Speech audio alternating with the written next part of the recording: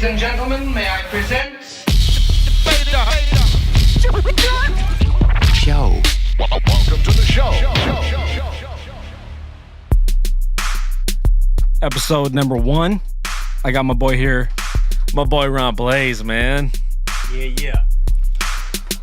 All right, man. We got to talk about NAMM, bro. Got NAMM. Got NAMM. So, dude, what was the highlight of the NAMM for you? I mean, for me, it's got to be all the Skratch DJs that were there.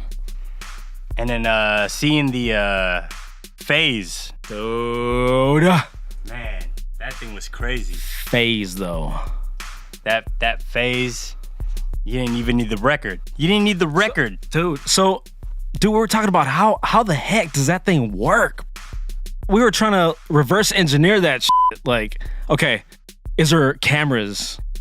Is there a 6-axis sensor involved? Well, see, when I seen it, and one of the reps came up, because one of the DJs was complaining that the timing was going off every time she was scratching. And I didn't see that. Yeah, so one of the reps came up, and they actually took the receiver and moved it closer towards them. So I don't know, maybe it's seeing where that receiver is at, and that's how it's focusing it. Wait, like the charger? Yeah. Closer to the table? The charging base itself acts as a receiver. So I'm thinking it's seeing where that receiver is at, and it's placing that as the reference point. And that's how it knows where the center is, pretty much. Did she say if it was Bluetooth or not? Yes, it is. It's Bluetooth.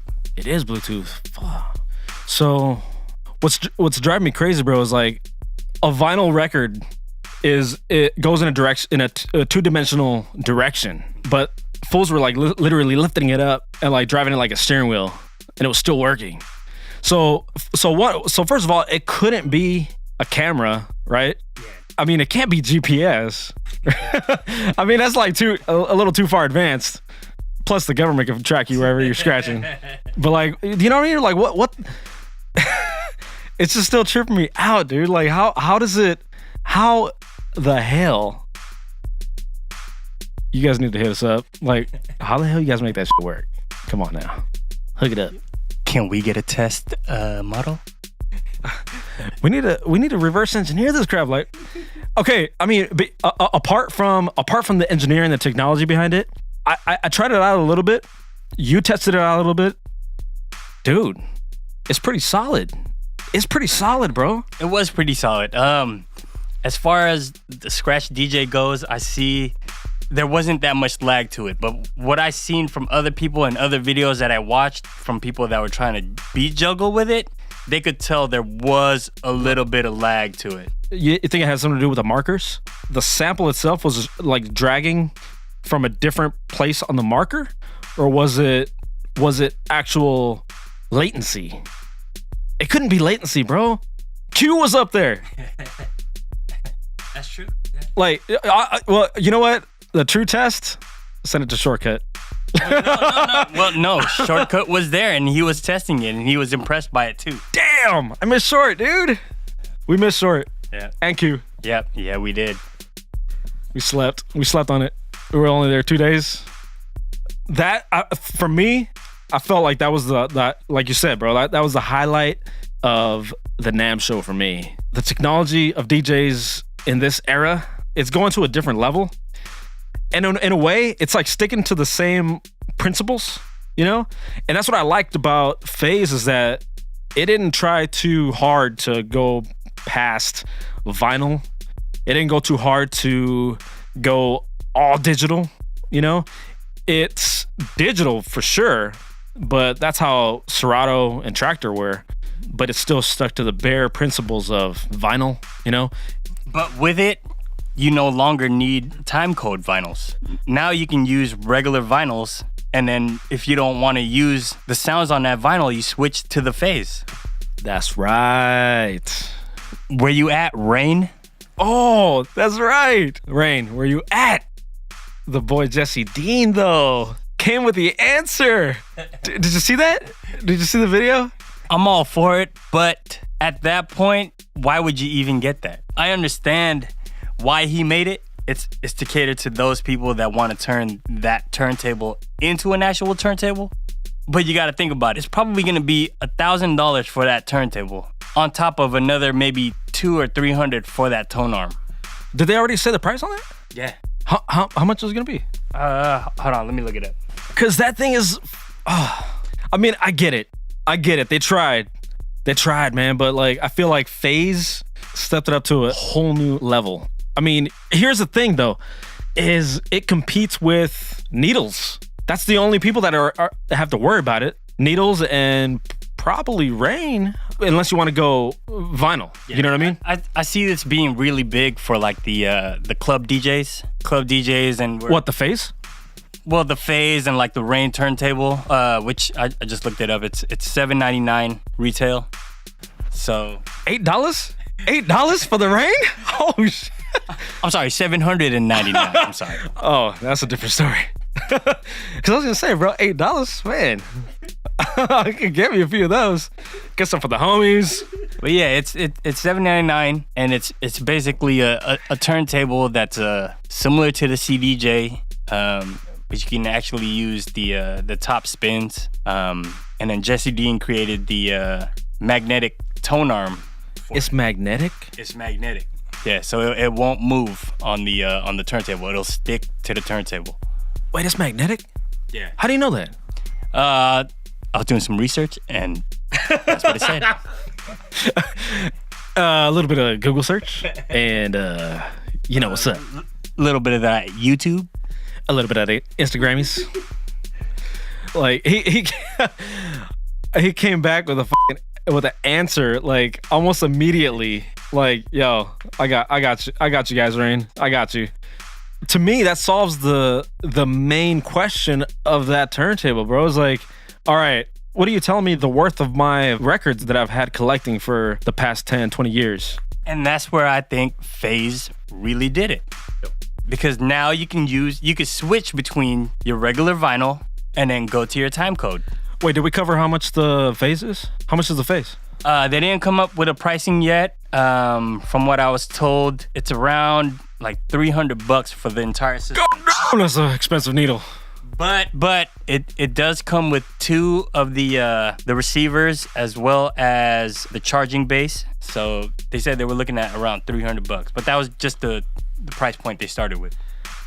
You know what, bro? That's not bad. That's not bad. Because think about it, like $150 for two needles. Exactly. And plus, if you look at it, would you rather spend $800 on a new turntable or $300 and use your existing turntables? I'd rather spend $8 on a new turntable. I would too. Man, the real question is, are we getting some more 12s in the near future? What do you mean? Some new techniques? Yeah, man. I don't know. I mean, they came out with one. The freaking $10,000 one? What, how much was it? Something ludicrous like that. It was crazy, dude. Like, it was price. Yeah, I mean, that's what dude, honestly, in the back of my mind, I was thinking, I want Techniques to be there at NAMM. I want them to be there. But they weren't. It kind of crushed my dreams a little bit. I've got a feeling they just didn't have enough products to expose at that time, so. I haven't really read much about what's going on with them, but I feel like I think they're trying to come back, but I don't know if they have the big enough team or a facility to really fulfill the need for that market. Because wasn't that turntable that they came out with, wasn't that like a limited amount or something? Or I'm not even sure. For that price, I mean, that's going to be a limited amount for sure. I don't know how many people are going to buy that.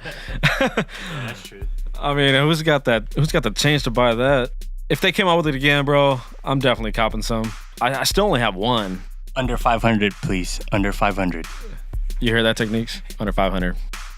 Please. Shit, if you can make it for $8, then we're best friends forever. When we first got to NAMM, it surprised the hell out of me.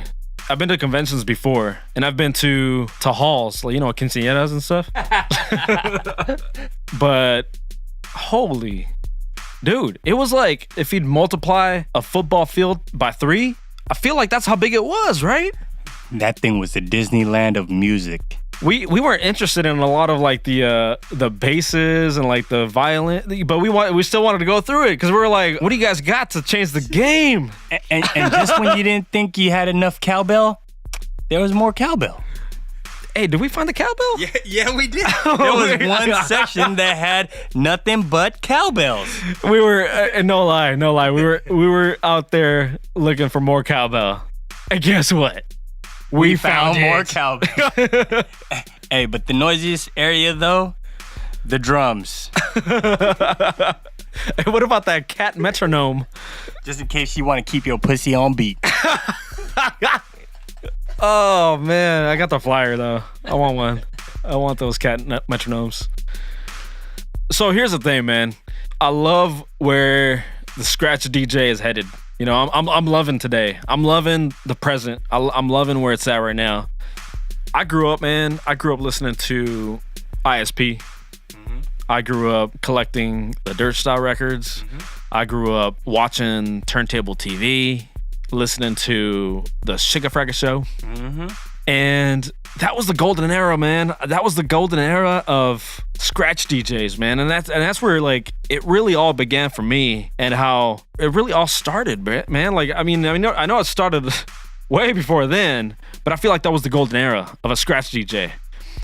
But I was telling Swift, bro, I was like, you know, I appreciate everything you're doing for the community, for the Skratch DJ. You know, you and Idea, you know, the rest of the guys, man, you guys are bringing it back to the Skratch DJ and providing that, you know, we're looking forward to the new YouTube video. Yeah. Because before, you know, we were looking forward to going on Bart, going to Rasputin's, Amoeba Records, and looking for the new Turntable TV on the rack. Mm-hmm. We would have to take a freaking 30-minute trip just to find out if Turntable TV came out, you know?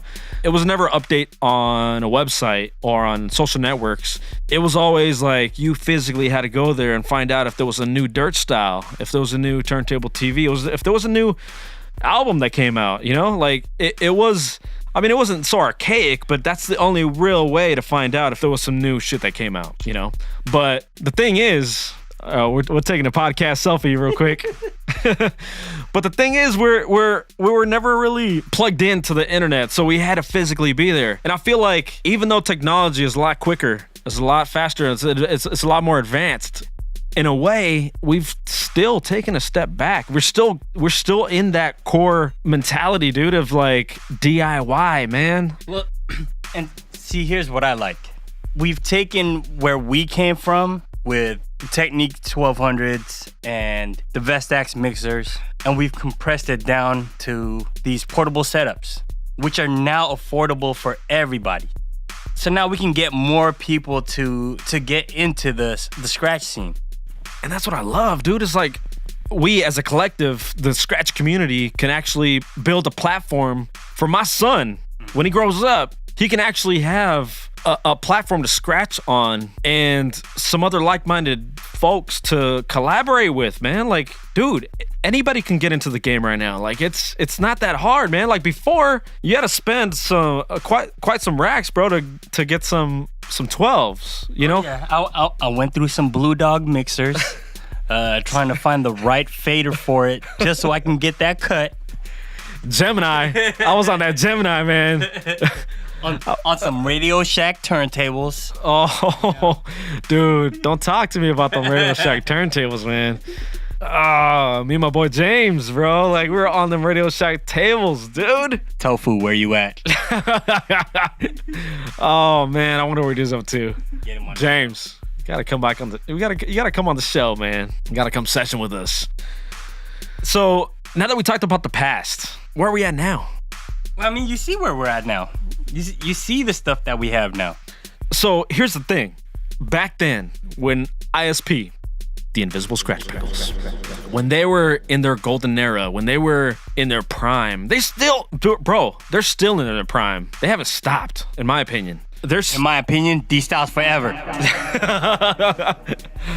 Bro, ISP forever, bro. Like, I went to that ISP show. The love, the talent, the chemistry is still there, man. Like, those guys, they're still the pinnacle for me. Another thing that I forgot to mention was they had their own convention, Scratchcon. Bring that back, please. I know, man. Bring that back. Well, you know what? I think now with what's going on, they have the platform to bring it back. Right. The stuttering staying here. Hey, you need some more beer. Let's get some clinkety clink.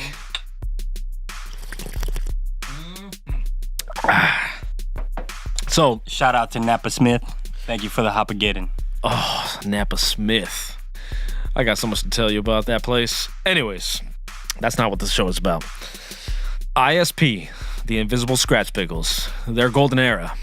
Bro, correct me if I'm wrong, but I feel like, okay, their last performance together, besides, a couple months ago, their last performance together as a collective, as Scratch gods, was, what was it, Scratchcon? It was Scratchcon, right? The after party. Yeah, the after party. The after party for Scratchcon, yep. Yeah. Why am I asking? I was there first row. That one. I didn't even get to go to that. You didn't go? Nope. Bro, you didn't go? Nope. But you went to Scratchcon, right? I did. Dude, so my personal thought on it was, I feel like they wanted to. Okay, they were splitting up on. They were going on a hiatus. They were splitting up for a reason. I feel like they were ready to pass over the torch. What happened? What happened? Like they wanted to pass the. I don't know. I could be wrong, but I feel like they wanted to pass the torch, and I don't know, man. Like we were either too young, or not enough heads. Yeah. Well, I think what happened is that everybody went into an individual thinking instead of being a collective, like how they were. There's not a lot of like the Beat Junkies, ISP, Allies, Skratch Perverts, like teams like that. There's not a lot of them anymore. It's just everybody's doing things for themselves. So I don't know. I mean, if they went back to the team styles with the DMCs, maybe we could see that, but there's not a lot of crews out there right now that are really doing it. I mean, do you blame DMC? Who do we put the blame on? Like, how come that torch wasn't passed? Like ISP did their job, man. Like they did it for some time, dude. Like, not to take any credit from anybody else, because the Beat Junkies were doing it. The X-Men, aka X-ectucioners, they were doing it. Not to take any shine from them, because they were all doing it. But what happened? The Skratch Perverts, they were doing it at that time, but like there was no torch to be passed on. So the game kind of, I was a little scared for a minute, bro, because like it was dying down. But guess what? Something was brewing. Something was brewing in the underground, and I feel like we're now got a new golden era. Because the way that I seen it was, this is how it played out. So the ISP and them were all on top of our generation for the Scratch DJs, and then as soon as that died out, the UK and over there in Europe, they took over the Scratch scene. And then as soon as the portable era came through, boom, the US Scratch scene came alive again. I'm not gonna take away from the people that were still doing it, but I think it really helped to build up on it. I see a lot more Scratch DJs now than I did before, just because it's a lot more. It's a lot easier to get the equipment to do all that, compared to back then where we had to earn every single piece of equipment that we had. Now you got all-in-ones that are readily available, so it saves a lot of time and money. That's true. I love where this is headed, bro. Am I right? With all the mods that are coming out for all these portable systems, I love it. I love seeing everything that comes out. You can take something that's really cheap, but make it something really, really worth it. When we were first introduced into the Scratch scene, Q painted a perfect picture of like, man, I want to scratch on my watch, bro. All right. Scratch everything. I mean, I feel like we're headed in that direction, dude. Like, we're living that future, man. I like where it's headed, bro. Even though all the people looking from the outside in yeah, it looks like a lot of technology. It looks like a lot of advanced features and all this stuff. Hey, Hood. We're trying to record a podcast over here, man. Come on now. God damn. The way I look at it, though, is I like to think that scratching was always the music of the future, and we were ahead of its time. And now that we're fast forward into the present, this is where it's at right now. Right. And think about it this way, too, bro. Scratching has always and might always be DIY. The DJ was always adapting to technology and the limitation of technology. A DJ didn't have electricity to throw a block party. What do? Use a lamppost. Exactly. DIY as a motherfucker. So, I don't know if you were formally introduced, bro. This is my boy, my brother from another mother. My boy, RonBlayze. Yeah. I freaking choked on that. Hey, man, we didn't even light one up yet. My boy, RonBlayze, man. It's my brother, man. Yeah. All right, man. So we talked about the past. We talked about the present. Where do we go from here, man? Where do we go from here? What is your future of the Scratch DJ look like? Well, if we look at like the where the drums was at, they were doing air drumming. No, man. No. Hey, I'm just saying. I'm not air scratching. Imagine it if you will. Air scratching. I'm not imagining. I am not imagining. I don't want to, bro. No. I'm sorry. Why not? I mean, it is portable, right? Scratch anywhere, anytime, on anything. Scratch anywhere there's air. Hey, the next VR DJ app that's coming out, I got you on. Patent that. Patent it. Dude. Scratch anywhere there's air. If there's air, you can scratch on it. If you can breathe it, you can scratch it. No, I don't want that, man. Come on, bro. I mean, what else is there? I mean, you think about it. Scratching requires, used to require. It requires vinyl, bro. Vinyl. Using analog sound. But we switched it to digital, which Phase is now doing. I'm okay with scratching on a tree trunk. Hence, scratching anywhere. That's true. That is true, my brother. On anything. In reality, it probably is gonna go that route. It probably is gonna go the route of scratching on air. As ridiculous as that sounds, it probably is headed that way. The way I see it, though, is I think it's gonna remain the way it is right now for a while. If you look at regular instruments, how many advances in those instruments are there? How much have they evolved, right? Because think about it. As much as the DJ has evolved, a DJ cannot let go of that vinyl, man. I'm okay with that. It's all about the feel. Can you imagine like all these jazz artists trying to go to something else? No, they like the feel of what they're playing. like those drummers trying to play on air. Come on now. You can't. There's no feedback in the air.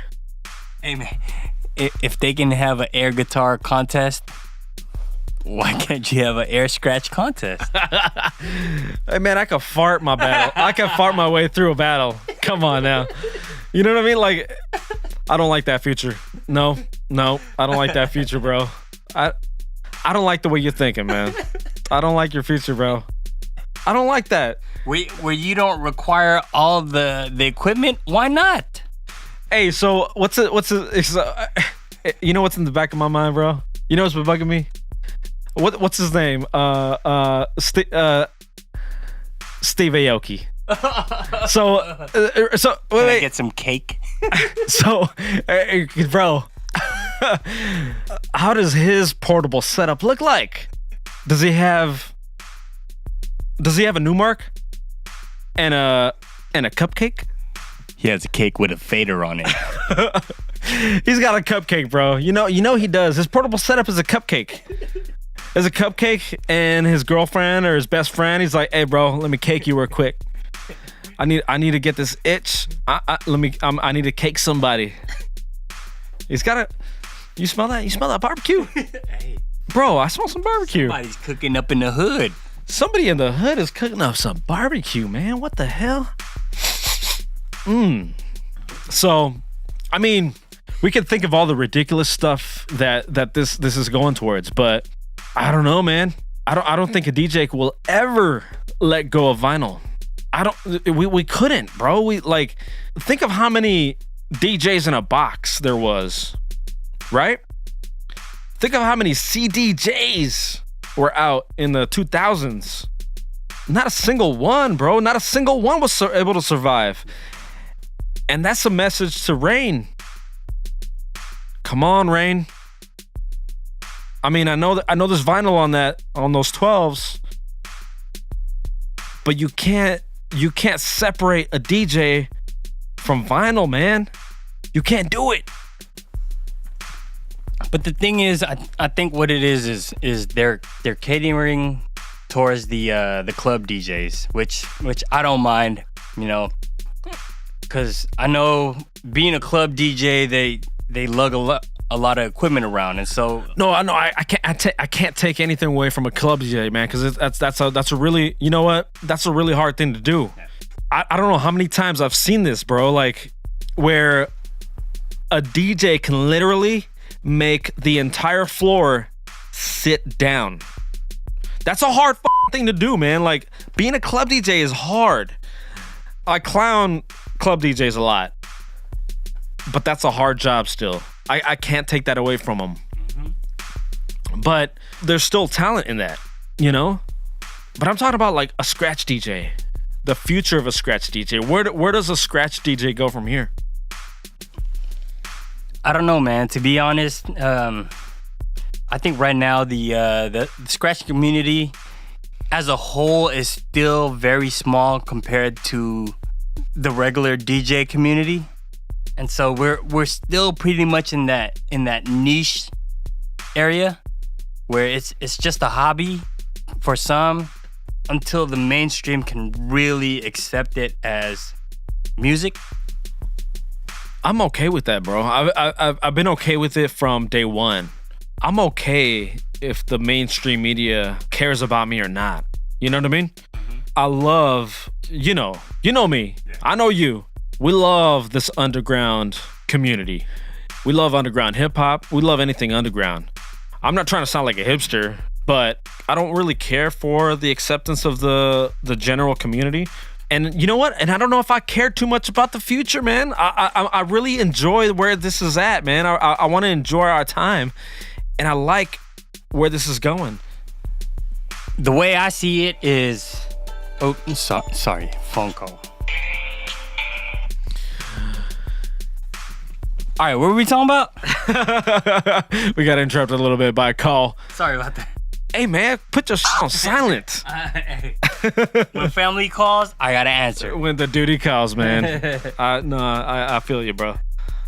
I'm okay with the general community not accepting me. I'm okay with that, dude, because they don't need me in my bedroom when I'm practicing. They don't need me. You know what I like to think about? I mean, I don't need them. This is an exclusive club. I'm okay with that. That's all right with me. And that's how but it is. But you know what? I don't want to knock anybody that's looking from the outside in, because it's an open community. We'll accept anybody with open arms. You know, it's an art, but we don't want you to look at DJing like you need to bake a cake to be in this club. You don't need a cake. You just need a fader, some vinyl, and some skill. Even without skill, you can learn it. Yeah. And that's why I like the portable community right now. We're making it available for everybody to do. to bring more people into the Scratch community. Shout out to OpenFormat. Shout out to Idea, Swiftstyle, Portablist. Yep. You guys are doing it up, man. I appreciate everything you guys are doing. You guys are bringing the golden era back, and I love it, man. I love it. I can't help it but enjoy our time right now. Can you stop jerking your fader? I can, man. I'm a DJ. But I mean, I think this wraps it up, bro. Like I feel like this era where we're going, I love it. I'm enjoying it. My 16-year-old self listening to ISP, this is where I wanted to be. I wish it was this cheap when we started. That's true, but I can't knock it, bro. You know what? With limitations comes talent. You know, your true talent comes with limitations. And hey, turn that shit off, man. What the hell? Hello? Shout out to Kel. We're on a podcast right now. Say what's up. Hi. I'm in cloud 9 with this Scratch scene, man. My next question is, are they gonna allow portables at the Scratch battles? Heyo. Well, Battle Lab. Hey, I didn't mention Battle Lab in the previous shout out, but Battle Lab, shout out to Battle Lab, man. You guys are doing it up. You guys are bringing that shit back, and I love that. Oh, can we bring this up in the next topic on what's allowed at DMC? Oh, that's a large topic, and that's directed straight at DMC. But we'll talk about that next time. But for now, man, peace, Peace, love, and scratchiness. yeah.